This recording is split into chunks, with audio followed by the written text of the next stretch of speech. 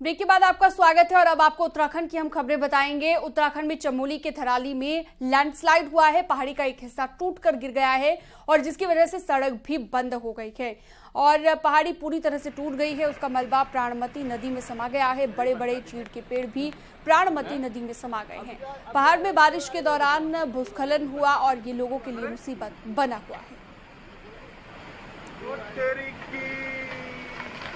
Exclusive video news 18 आपको दिखा रहा है किस तरह से एक बड़ा पहाड़ का हिस्सा भरभरा कर गिर गया, वो आप देखिए।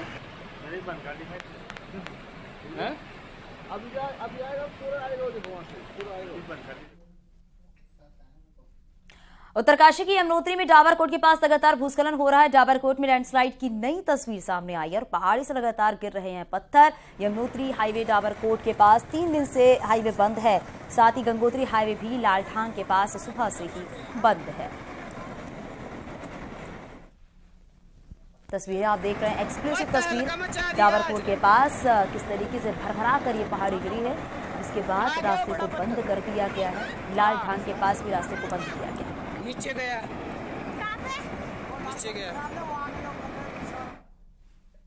और उत्तरकाशी में यमुनोत्री हाईवे सोमवार को तीसरे दिन भी बंद रहा, जिससे यमुनोत्री धाम आने वाले यात्रियों को काफी दिक्कत का सामना करना पड़ा है। और इसके साथ आपको बता दें, स्थानीय प्रशासन ने यमुनोत्री की तरफ फंसे हुए तीर्थयात्रियों को सुरक्षित निकालकर गंतव्य की ओर भेज दिया है। लेकिन डाबरकोट ओजरी डेंजर जोन नासूर बना हुआ है। पहाड़ी से बिन बरसात पत्थरों की बारिश हो रही है। से भी मेरी बात हुई है। उनके द्वारा कहा गया है कि जब एक बार स्थिति रोड को खोलने के लिए सुरक्षित होगी उस समय तुरंत मशीनें उपलब्ध हैं और सड़क को खुलवा दिया जाएगा। खुलवाने में लगभग 4-5 घंटे का आपका अनुमान है कि समय लगेगा, परंतु वर्तमान में चूँकि मलबा आने का सिलसिला लगातार जारी है तो काम करना भी वहाँ सुरक्षित नहीं है। रुद्रप्रयाग में भारी बारिश के चलते अगस्त्यमुनि और नागरासु क्षेत्र में भारी नुकसान हुआ है। अगस्त्यमुनि में पूरे बाजार में पानी भर गया है और लोगों के दुकानों के अंदर भी पानी भरने लगा है। वहीं बद्रीनाथ हाईवे का लगभग 20 मीटर हिस्सा जो है वो भी धंस गया है, जिसके चलते यहां वाहनों की आवाजाही ठप पड़ी है। नगरासु में भी सड़क का हिस्सा धंसने से कई वाहन जो है इसकी चपेट में आ गए हैं।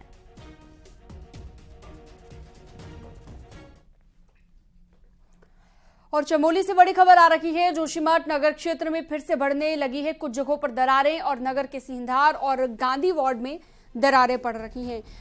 रेड जोन इलाकों में असुरक्षित भवनों के आसपास की दीवार भी टूट रही है। लगातार बारिश से नुकसान पहुंच रहा है। तो नगर के सिंधार गांधी नगर वार्ड में भी लगातार दरारें पड़ने का सिलसिला जारी है और ये हम आपको दिखा रहे हैं जोशीमठ की कुछ तस्वीरें। हमारे सहयोगी नितिन सेमवाल हमारे साथ जोशीमठ से लाइव जुड़ चुके हैं। सीधा रुक करते हैं अभी क्या स्थिति है ये जानने के लिए। अच्छा नितिन, हम देख रहे हैं कि पहले हमने देखा जोशीमठ में कितनी बड़ी बड़ी दरारें पड़ गई थी। अब वो दरारें कहा जा रहा है कि कुछ जगहों पर और ज्यादा चौड़ी होती जा रही हैं। अभी जोशीमठ के क्या हालात हैं, आप बताइए विस्तार से। जी, अगर जोशीमठ नगर क्षेत्र में दरारों की बात करें तो लगभग 7वां महीना ये चल रहा है। जनवरी महीने में यहाँ सबसे पहले दरार पड़ी हुई थी और उसके बाद ये दरारें निरंतर बढ़ती चली गई। मानसून की बारिश हो रही है और आप तस्वीरें देख सकते हैं। मैं इस समय सिंगदार वार्ड के पैदल रास्ते पर मौजूद हूँ। ये पहले यहाँ पे पूरा इलाका धंस चुका था और उसके बाद इसका ट्रीटमेंट नहीं हो पाया और अब क्या हो रहा है कि इसके अंदर जो पानी का रिसाव हो रहा है उसकी वजह से ये दरारें और चौड़ी होती चली जा रही है, बढ़ती चली जा रही है। इसके नीचे जो इलाके हैं सिंगदार वार्ड के, उनमें सबसे बड़ी दिक्कत ये हो रही है कि ये जो पानी है उन घरों तक पहुंच रहा है और जो असुरक्षित जो घर रखे गए हैं उनमें लगातार जो है वो दरारें बढ़ती चली जा रही हैं।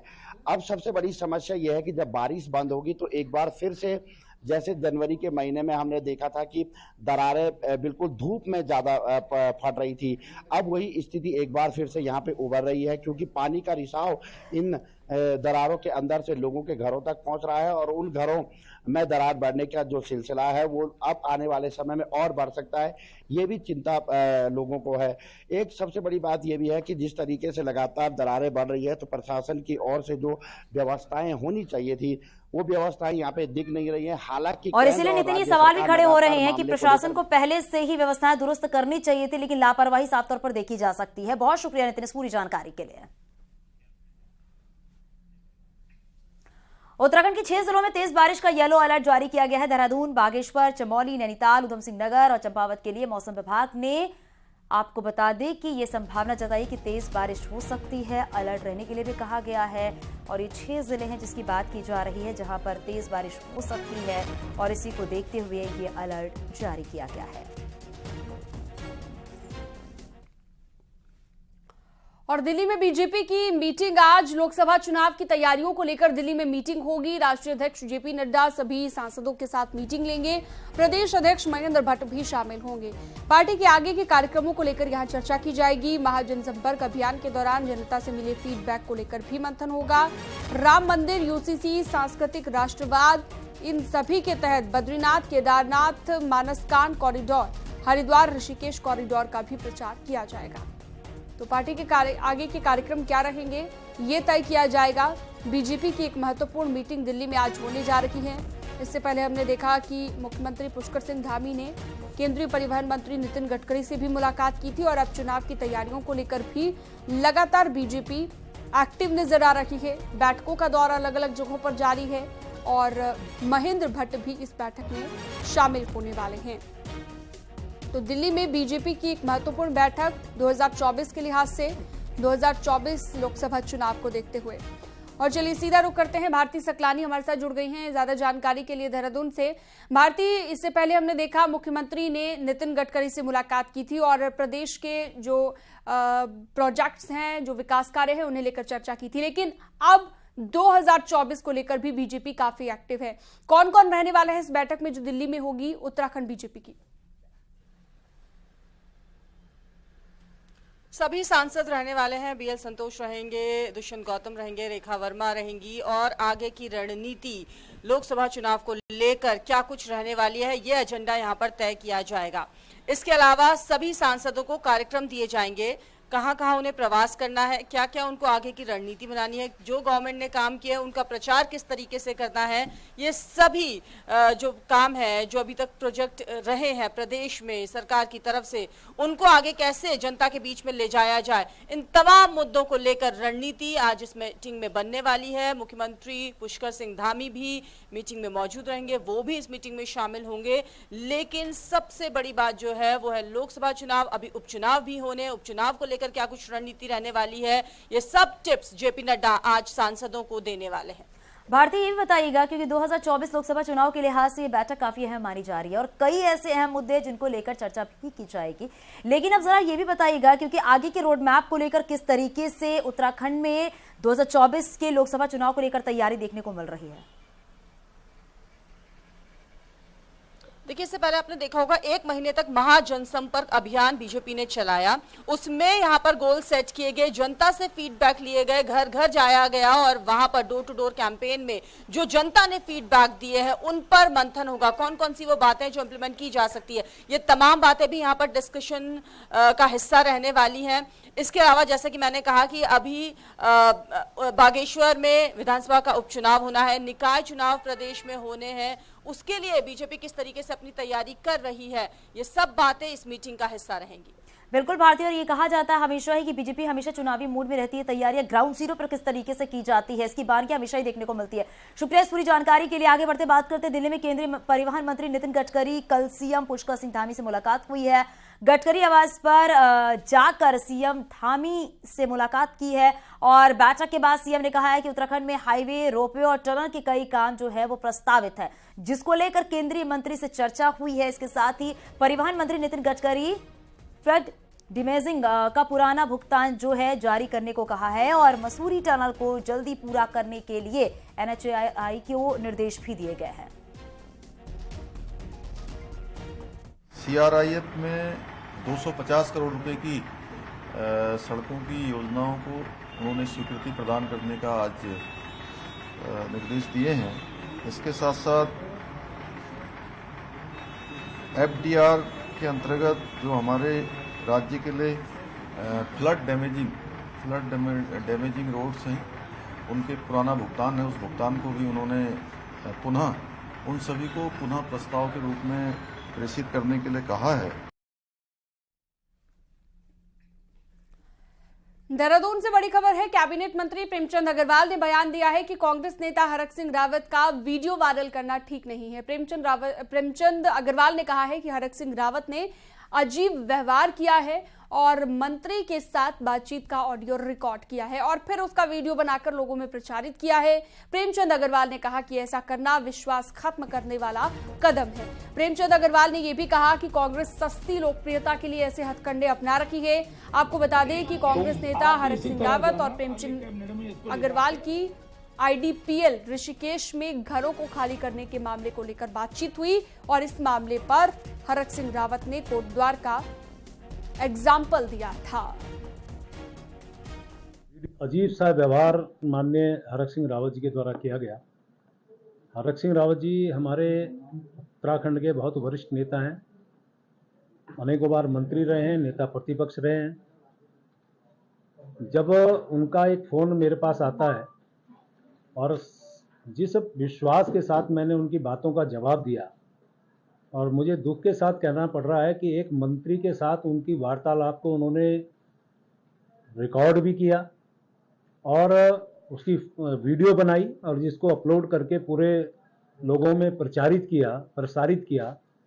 ये एक विश्वास खत्म करने वाला कदम मैं कह सकता हूँ। राज्य की सबसे पुरानी रीजनल पार्टी UKD में सोमवार को जमकर बवाल हुआ है। देहरादून में हुए पार्टी कार्यक्रम में खूब लात घुसे भी चले हैं, होर्डिंग बैनर तोड़े गए हैं और यहां तक कि हेलमेट फेंक कर भी मारा गया है। नौबत यहां तक आ गई थी कि पुलिस को बुलाना पड़ा और पुलिस ने पूरे ऑफिस को घेर लिया। UKD के राज्य मुख्यालय देहरादून में पार्टी का अधिवेशन बुलाया गया, जबकि 2 दिन पहले UKD ने अपने 2 नेताओं को पार्टी से बाहर निकाल दिया था। उससे विवाद बना हुआ था, लेकिन झगड़े की असली वजह बनी है UKD और कांग्रेस का संभवित गठबंधन, जिसका एक धड़ा लगातार विरोध कर रहा है। UKD के सबसे बड़े नेता काशी सिंह एरी और उनके समर्थक गठबंधन के पक्ष में है, जबकि दूसरा धड़ा लगातार इसका विरोध कर रहा है और इसी को लेकर खूब बवाल भी हुआ है, हंगामा भी हुआ है और अंत में पुलिस ने पूरे पार्टी ऑफिस पर ही कब्जा कर लिया। तब जाकर मामला शांत हुआ है। हालांकि हैरानी वाली बात तो ये है कि पार्टी का वोट 1% से भी कम हो गया है, लेकिन अब भी झगड़े कम नहीं हो रहे हैं। पिछली बार कार्यकारिणी ने तय किया था, हर साल की तरह इस बार भी 24-25 जुलाई को पार्टी का खुला अधिवेशन होता है। ये तो पार्टी में चलता रहता है कि कभी कोई भी मनमुटाव या कोई भी इस तरह की गतिविधि, पार्टी का जो केंद्रीय अध्यक्ष है उनके पास ये सर्वाधिकार है, उनका विवेक है ये कि वो किसी को भी चाहे तो निष्कासित करें, किसी को भी चाहे बहाल करते रहें और ये राजनीतिक पार्टियों में होता रहता है। हल्द्वानी के MBPG कॉलेज में वार्षिकोत्सव के दौरान बीजेपी समर्थित ABVP और कॉलेज छात्र संघ अध्यक्ष के समर्थक आपस में भिड़ गए और ये सब होता रहा उच्च शिक्षा मंत्री धन सिंह रावत की मौजूदगी में। इतना ही नहीं, ABVP कार्यकर्ताओं ने तो मंच भी नहीं छोड़ा, उसमें भी तोड़फोड़ कर दी। ABVP कार्यकर्ताओं ने छात्र संघ अध्यक्ष रश्मि लमगड़िया पर मनमानी करने का आरोप लगाया। कॉलेज प्रशासन के द्वारा ये कहा गया था कि कॉलेज प्रशासन वार्षिक उत्सव कराया जाएगा, जिसमें छात्र संघ अपनी जबरदस्ती अपनी राजनीति चमकाने के लिए इसमें भागीदार हो रहा है और इसमें अवैध वसूली कर रहा है कार्यक्रम के नाम पे। और इसी विषय पे आज हम आए थे और यहाँ पे पता चला कि वार्षिक उत्सव को पूरा इन छात्र संघ वालों ने कैप्चर करके इसको अपने हिसाब से कार्यक्रम करा रहे थे। तो इसका हमने विद्यार्थी परिषद और छात्र संघ उपाध्यक्ष गौरव सम्मल द्वारा विरोध करा। अल्मोड़ा पिथौरागढ़ लोकसभा सीट पर बीते 2 चुनाव से कांग्रेस यहां से हार चुकी है और ऐसे में कयास ये लगाए जा रहे हैं कि अगले चुनाव में कांग्रेस किसी नए चेहरे पर दांव खेल सकती है। लेकिन अब पार्टी नेता मजबूती से पूर्व सांसद प्रदीप टम्टा के साथ खड़े हैं। इसी को लेकर एक रिपोर्ट आपको दिखाते हैं। लोकसभा चुनावों में अब कुछ ही महीनों का इंतजार बचा है। ऐसे में सभी दल मजबूत दावेदारों की खोज में जुट गए हैं। उत्तराखंड के अल्मोड़ा लोकसभा सूबे की इकलौती रिजर्व सीट है। ये सीट कभी सूबे के पूर्व CM हरीश रावत की हुआ करती थी, लेकिन सीट रिजर्व होने के बाद हरीश रावत को भले ही दूसरी लोकसभा का रुख करना पड़ा हो, बावजूद इसके अल्मोड़ा लोकसभा में उनका ही सिक्का चला है। 2009 में लोकसभा रिजर्व होने के बाद कांग्रेस ने प्रदीप टम्टा पर भी दांव खेला है। ऐसे में इस बार भी पूर्व CM हरीश रावत टम्टा की खुलकर वकालत कर रही है। देखिए, प्रदीप एक स्टेचर पर पहुंच गए हैं देश की राजनीति में और पार्लियामेंट्री राजनीति में भी, बुद्धिजीवी में भी, उनका अपना एक स्थान है। मैं समझता हूँ अब वो बेहतर एसेट हो सकते हैं अल्मोड़ा के लिए, इस क्षेत्र के लिए। प्रदीप टम्टा भले ही इस सीट से 2009 में जीत दर्ज कर चुके हो, लेकिन 2014 और 19 में उन्हें हार का मुंह देखना पड़ा था। ऐसे में एक बार फिर से हरीश रावत के खुले समर्थन मिलने पर टम्टा की लोकसभा क्षेत्र में सक्रियता बढ़ गई है और कुछ समय तक अल्मोड़ा लोकसभा में नेता प्रतिपक्ष यशपाल आर्य का नाम भी उछला था, लेकिन आर्य जमीनी स्तर पर कहीं भी दिखाई नहीं दिए। ऐसे में सीट एससी वर्ग के लिए रिजर्व होने के चलते कांग्रेस के पास विकल्प भी बहुत सीमित है। NSUI यूथ कांग्रेस कोई भी हो, सबको मिलकर साथ में काम करना है, एकजुट होकर काम करना है। हम एकजुट होकर काम करेंगे और लोकसभा चुनाव बहुत बड़े अंतर से हम लोग जीतने वाले हैं यहाँ पे। मेरा जहाँ तक मेरा ये पार्टी को तय करना है। इस संदर्भ में कहूँ, हमारा सवाल है कि इस समय इस देश में लोकतंत्र पर जो फांसीवादी ताकतों के, सांप्रदायिक ताकतों के द्वारा हमला किया जा रहा है, हम एकजुट हैं और जो कांग्रेस का पार्टी का निर्णय हुआ उसके लिए हम सब लोग उसके लिए। रिजर्व होने के बाद में अल्मोड़ा लोकसभा सीट पर कांग्रेस और बीजेपी के बीच ही हार जीत हुई है। लोकसभा चुनाव में भले ही अभी समय है, लेकिन प्रदीप टम्टा ने अभी पैठ बनानी शुरू कर दी है, जिससे कि टिकट पर उनकी दावेदारी और ज्यादा मजबूत हो सके। अल्मोड़ा से किशन जोशी के साथ में पिथौरागढ़ से विजयवर्धन उप्रेती की रिपोर्ट।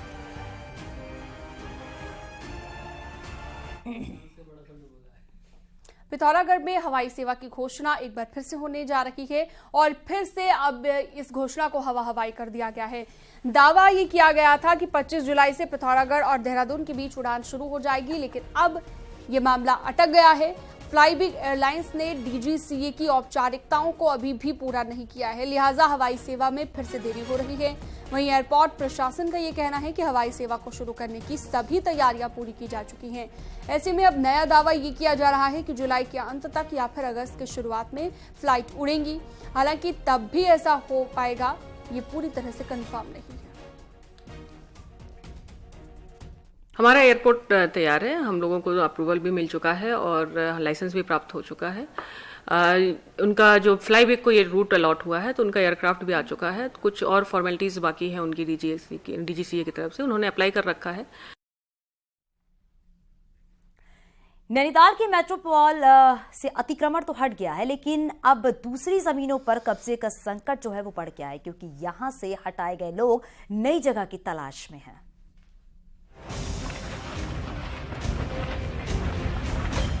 मेट्रोपोल से हटे 134 घरों को खाली करने के बाद में अब नैनीताल के अन्य हिस्सों में अतिक्रमण होने की चिंता है। इसके सबसे ज्यादा जद में नैनीताल का रुकुट कंपाउंड है। CRST, घोड़ा स्टैंड, सूखाताल समेत कई ऐसी जगह है जहां इन अतिक्रमणकारियों के फिर से बसने की चिंता सताने लगी है। हालांकि सरकारी संपत्ति पर अवैध मकान न बन सके, इसके लिए शहर के जागरूक लोगों ने सरकार को पत्र लिखकर इन अतिक्रमणकारियों पर नजर रखने की मांग की है। ये इन्होंने ऐसा माहौल यहाँ पर बनाया था कि बाहर से लोग बुला दिए थे, लेकिन शासन प्रशासन ने जो इस तरीके से काम करा है इनको हटाने का, हम उसके लिए उनका धन्यवाद करते हैं और नैनीताल में दोबारा ना दिखें, इसलिए शासन प्रशासन को दोबारा निवेदन करते हैं और दोबारा हमने इनको ज्ञापन दिया है माननीय मुख्यमंत्री जी को, माननीय जिलाधिकारी को, माननीय SSP नैनीताल को, माननीय IG को, माननीय कमिश्नर नैनीताल को। दरअसल प्रशासन का मेट्रोपोल में अल्टीमेटम खत्म हुआ तो अतिक्रमणकारी अपना टीन से लेकर दरवाजे और लोहा तक उखाड़ ले गए। किसी ने कहीं शरण ली तो कोई कहीं चला गया। मेट्रोपोल से हटने के बाद में लोगों के घरों में शरण लिए अतिक्रमणकारी की नजरों में अब शहर के अन्य इलाके हैं। हालांकि प्रशासन दावा कर रहा है कि इन पर उनकी भी नजरें हैं। आगे भी ये अभियान पूर्व से भी चल रहा है, लगातार आगे भी चलता रहेगा। जहाँ जहाँ भी गवर्नमेंट की ऐसी लैंड है जिस पर इलीगली लोग कब्जा करे हुए हैं, उसमें विधिवत तरीके से उनको नोटिस वगैरह दिए जा रहे हैं, लगातार उनको हटाया जा रहा है। बहरहाल अतिक्रमण पर सरकार सख्त है और अगर नैनीताल में कहीं दूसरे हिस्सों पर कब्जा किया तो कार्रवाई के साथ केस दर्ज भी हो सकता है। ऐसे में नैनीताल के लोगों की भी जिम्मेदारी है कि इन लोगों को आसपास अवैध मकान न बनाने दे, ताकि भविष्य में मेट्रोपोल जैसी कार्रवाई आपके क्षेत्र में न झेलनी पड़े। न्यूज़ 18 के लिए नैनीताल से वीरेंद्र बिष्ट की रिपोर्ट।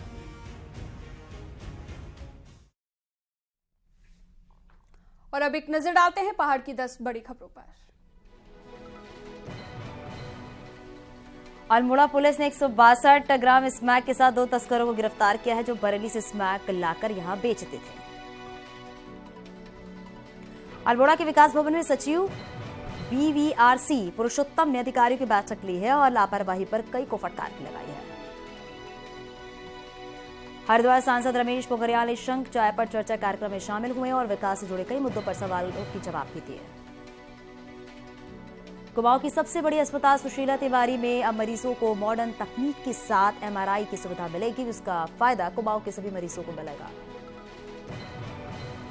रुड़की में बारिश से हुए नुकसान के चलते किसानों ने 100% कर्जा माफ करने की मांग की है। किसानों की 60 से 70% फसल बर्बाद हो चुकी है। रामनगर के भल्लापुर गांव में इस बार बारिश का पानी भर गया था। ग्रामीणों का कहना है कि नाले वाली जगह पर अतिक्रमण किया गया था। अब जांच की मांग की गई है। नैनीताल के प्रभारी मंत्री रेखा आर्या भी सोमवार को जिले के दौरे पर पहुंची है। इस दौरान उन्होंने आपदा प्रभावित कई इलाकों का दौरा किया। कैबिनेट मंत्री रेखा आर्या ने पिरूम, दारा और रामनगर में बरसात से होने वाले जलभराव क्षेत्र का निरीक्षण किया है और जलभराव रोकने के निर्देश भी दिए। टिहरी के प्रतापनगर क्षेत्र के लोगों ने डोबरा चाठी प्रताप नगर रोड के चौड़ीकरण की मांग करते हुए सड़क किनारे सुरक्षा दीवार और बैरिकेड लगाने की मांग की। 28 जुलाई को IIT रुड़की में दीक्षांत समारोह का आयोजन किया जाएगा, जिसमें बॉस ग्लोबल सॉफ्टवेयर टेक्नोलॉजी के CEO दत्ताश्री सलागामे मुख्य अतिथि होंगे।